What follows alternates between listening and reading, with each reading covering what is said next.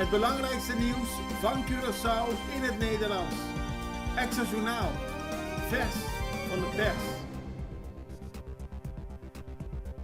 Welkom bij Extra Journaal. Fijn dat u weer kijkt. We hebben het belangrijkste nieuws voor u op een rij gezet.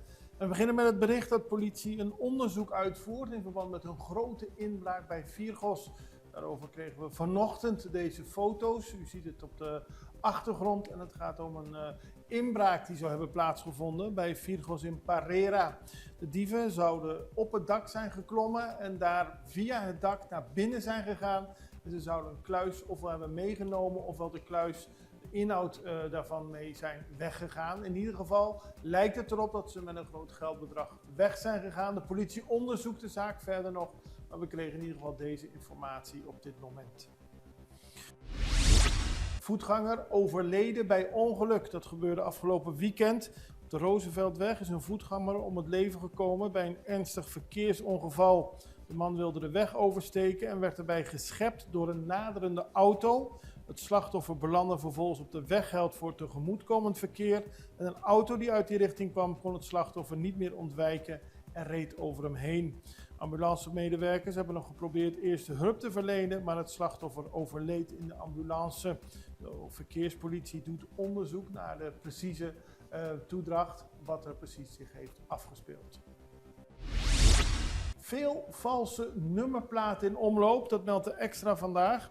Vanaf 1 juli van dit jaar beginnen de controles op de naleving van de betaling van motorrijtuigenbelasting voor kenteken van auto's. Ook wordt gecontroleerd op de belasting van oude voertuigen. Maar het blijkt erop dat veel mensen, een groep mensen, ervoor gekozen heeft om valse nummerplaten op hun auto te plaatsen. En die zijn in omloop en de Extra schrijft er vandaag over dat er geïmiteerde en vervalste kentekenplaten in omloop zijn. En daar wordt ook op gecontroleerd. Dus je kunt wel denken dat je daarmee goedkoper af bent, maar uiteindelijk gaat ook daarop gecontroleerd worden. Opnieuw schietpartij voor een nachtclub in Cubaweg. De politie moest gisteren uitrukken omdat er in de vroege ochtend een melding van een schietpartij was bij een nachtclub aan de Cubaweg. Het is al vaker voorgekomen dat daar schietpartijen zich hebben afgespeeld en ook is er vaker in de lucht geschoten. Nu ging het om een man die zei dat hij in een privévoertuig was aangekomen in het ziekenhuis, maar dat hij in zijn auto ook naar de Cubaweg reed en daar werd beschoten. Hij heeft dus niet gewacht op een ambulance, maar is zelf naar het ziekenhuis gegaan. Wat zich precies heeft afgespeeld, dat wordt nu onderzocht. Zijne Majesteit Groningen onderweg naar Venezuela. De Zijne Majesteit Groningen is vanaf Curaçao vertrokken naar Venezuela om noodhulp te leveren na de verwoestende aardbeving in het land. Het marineschip is beladen met onder meer water en hulpgoederen. Defensie Caribisch Gebied zet Zijne Majesteit Groningen in om hulp te bieden na de verwoestende aardbevingen. Het levert vooral extra drinkwater, maar ook waterzuiveringinstallaties, zodat de mensen daar vers, of in ieder geval veilig drinkwater kunnen hebben. Er wordt heel veel uitgevoerd om te zorgen dat de slachtoffers van de aardbeving in Venezuela, er is veel internationale hulp krijgen. Later erover in deze uitzending nog meer. 91 Venezolanen zijn teruggekeerd. Gisteren zijn 91 Venezolanen teruggekeerd naar hun thuisland nadat zij sinds afgelopen dinsdag op Curaçao waren gestrand. Ook dat was een gevolg van de verwoestende aardbeving in het buurland. Minister Charlton Hato, verantwoordelijk voor crisis- en rampenbestrijding, vertelde aan de Extra dat het gaat om een groep die op dinsdag onderweg was toen de zware aardbeving Venezuela trof. Hierdoor kon het vliegtuig dat vanuit Madrid vertrok en in Venezuela had moeten landen, daar niet terecht en moest het uitwijken naar Curaçao. Dat leidde even tot een chaotische situatie op de luchthaven. De afgelopen periode zijn de mensen opgevangen hier op Curaçao. Het gaat onder meer om 14 minderjarigen in een Venezolaanse sportselectie. Zij konden in Cunuco Aqua Resort verblijven. En ook was er meer hulp die er voor de Venezolanen werd gegeven. En uiteindelijk kunnen zij dus nu terug naar hun thuisland. Grote controle bij snacks, dat vond afgelopen zondag plaats, zaterdagochtend plaats. In alle vroegte heeft het multidisciplinair team, bestaande uit medewerkers van de Belastingdienst, van MEO, SOAW, de douane, de politie en Aqualectra, controles uitgevoerd bij verschillende snacks. Bij een snack in Marchena stelde het team vast dat er geen kassysteem van de Belastingdienst aanwezig was. Daarnaast bleek er sprake te zijn van illegale stroomafname. Aqualectra sloot de elektriciteit direct af en de eigenaar kreeg een waarschuwing. Aan de Colombiaweg werd ook een controle uitgevoerd. Daar bleek alles in orde te zijn. En aan de Bredestraat werd ook geconstateerd dat er een kassasysteem ontbrak dat geregeld geld klaarzet voor de Belastingdienst. Ook daar was sprake van illegale stroomafname en ook daar werd de elektriciteitsaansluiting onmiddellijk afgesloten. De komende dagen zal het controleteam meer controles uitvoeren. Wij gaan even naar een break, zijn zo bij u terug. Extra in Nederland. Van Amsterdam tot Arnhem, van Groningen tot Maastricht, Extra is erbij. Volg Extra digitaal en blijf op de hoogte van de belangrijkste ontwikkelingen in Nederland. Extra digitaal is te zien op verschillende platforms en kanalen zoals WhatsApp, YouTube, Facebook, Instagram en ook TikTok. Wilt u ons op de hoogte brengen van een evenement of iets doorgeven? Neem contact op via WhatsApp, e-mail, Facebook of bel gewoon 06 1364 2945. Volg of abonneer je op Extra Digitaal. Klik aan en volg ons.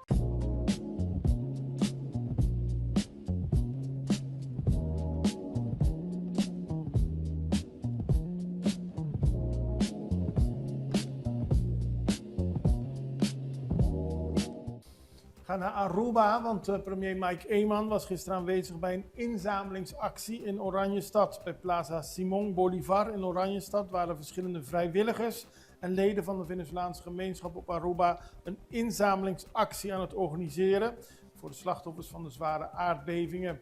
De actie bracht eerste levensbehoeften bijeen, zoals luiers, water, medicijnen, voedsel en andere essentiële goederen voor gezinnen die hun huis zijn kwijtgeraakt. Gewonden zijn kwijtgeraakt. Parlementair Clifford Heiliger volgt de situatie in Venezuela eveneens op de voet. En hij spreekt zijn steun uit voor het initiatief van minister-president Mike Eman om alles in het werk te stellen, zodat Aruba zo snel mogelijk vrijwilligers naar Venezuela kan sturen. En Eman was zelf ook aanwezig bij deze inzamelingsactie. Rode Kruis Curaçao biedt humanitaire hulp aan Venezuela. Ook hier op Curaçao wordt ervoor gezorgd. De zware aardbevingen hebben het land in een zeer ernstige humanitaire crisis gestort. Er zouden inmiddels meer dan 1400, bijna 1500 mensen zijn overleden. En de Rode Kruis heeft een heeft een bankrekening geopend, MCB 204. Iedereen die een financiële bijdrage wil leveren aan de hulpverlening in Venezuela kan een donatie overmaken naar deze rekening. Al het geld wordt ingezet voor humanitaire hulp aan de getroffen bevolking in Venezuela. En Curaçao werkt wat het Rode Kruis betreft nauw samen met het Internationale Rode Kruis om de hulp aan Venezuela zo goed mogelijk te coördineren. Wilt u storten? MCB 2004. Dan gaan we naar ander nieuws, want zaterdagmiddag zijn agenten van het politiebureau Montaña naar Playa Canoa gegaan na een melding over een ongeval met een buggy. Het was een Nederlandse toerist die had een ernstige verwonding opgelopen aan zijn hand. De man is naar het ziekenhuis gebracht voor verdere gespecialiseerde medische behandeling. Volgens de informatie die de politie ter plaatse ontving, maakte de man deel uit van een groep toeristen die een buggy-tour volgden. Tijdens een bocht probeerde een van de buggies een andere in te halen en hierdoor sloeg de buggy van het slachtoffer over de kop en kwam op zijn hand terecht. Er wordt onderzocht wat zich precies heeft afgespeeld. En nog een bericht over een toerist op Curaçao. De politie moest naar Fuikbaai gaan, want tijdens een activiteit had een toerist zijn hand ernstig verwond aan boord van een jacht. En die man moest ook snel naar het CMC worden gebracht. Volgens de informatie die de politie ter plaatse ontving, voerde de man een manoeuvre uit aan boord van het jacht toen hij met zijn hand bekneld raakte en zo 2 vingers zijn verloren. Dus mensen, ook toeristen die dit zien, het is vakantie, alles is leuk, maar wees voorzichtig. Dan gaan we even naar de Blue Wave. We hebben de afgelopen weken genoten van het Curaçaose voetbalelftal op het WK. Het heeft heel veel vrolijkheid en trots op het eiland gebracht. En nu is het alweer tijd om naar de toekomst te kijken. De Extra schrijft dat na de historische deelname aan het WK het nationale team van Curaçao binnenkort voor een nieuwe uitdaging staat. Begin september start de ploeg aan een nieuwe editie van de CONCACAF Nations League. En Curaçao promoveerde bij de vorige editie naar Liga A. En dat is het hoogste niveau van de competitie. Dat betekent dat het Curaçaose elftal opnieuw zal uitkomen tegen de sterkste nationale teams van de CONCACAF-regio. En Curaçao behoort tot een van de 16 landen in Liga A.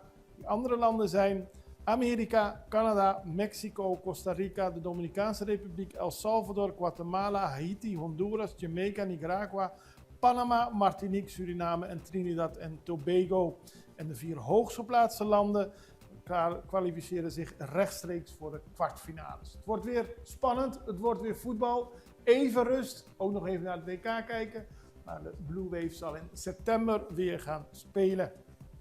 En dan naar internationaal nieuws. We hebben het er al een paar keer over gehad, over de situatie in Venezuela. Op de beelden ziet u dat een vader en een zoon levend onder het puin van een ingestort gebouw in La Guaira in Venezuela zijn gehaald. Dat gebeurde door Amerikaanse en Franse reddingsteams. En zo zijn er meer mooie verhalen van mensen die na dagen nog worden gered. Maar tegelijkertijd zeggen deskundigen dat de kans dat er nog veel levenden gevonden zullen worden erg klein geworden is. Er zijn bijna 1500 lichamen geborgen en men vreest dat dat nog veel meer zal worden. En daarbovenop komt nog dat maandag opnieuw Venezuela werd opgeschrikt door een andere aardbeving. Hoewel er geen extra schade werd gemeld, wakkerde de beving de angst onder de bevolking opnieuw aan. Want dat was 5 dagen na de dubbele aardbeving van vorige week. Het is een zeer moeilijke situatie voor Venezuela. Zoals gezegd komt er heel veel hulp, maar dat moet allemaal goed gecoördineerd worden.